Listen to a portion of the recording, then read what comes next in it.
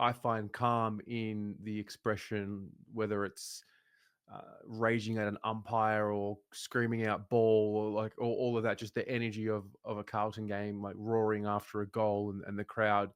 I found peace in that and happiness in that and solace. And, early days in my life, it was escapism from what was happening in the home. And then I guess as I became an adult, it was just, um, I haven't quite been able to understand it fully yet, if I'm honest.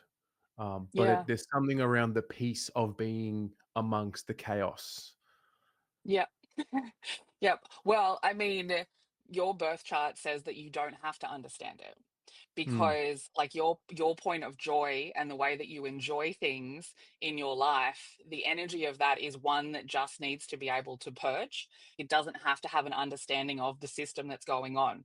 And, it's I would say that like this is the energy of like you need to have a creative outlet in some way. You need to be able to get something out of you in some way that feels like almost out of your control, putting yourself into just like a space of letting somebody else tell the story and just having your feelings come through.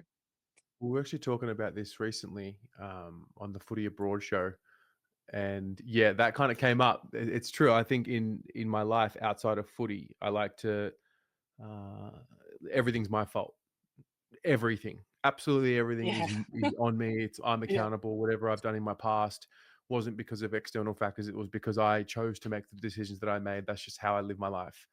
But yeah, the Mhm. footy definitely is that place where I let go to something that's completely not in my control, like Yeah. irrationally as well. Like, what am I thinking? Putting my emotions and letting them rest on this team that's Yeah. for the most part dysfunctional. So yeah, Yeah. there's definitely something I Yeah. relate to there.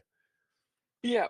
And I mean, like, your masculine energy is like it does contain a lot of feelings, right? Like, it contains a lot of depth of feelings. Yeah. And so, where your masculine energy meets up with kind of the component in your life, it crosses over into your like point of transformation, the way that you evolve.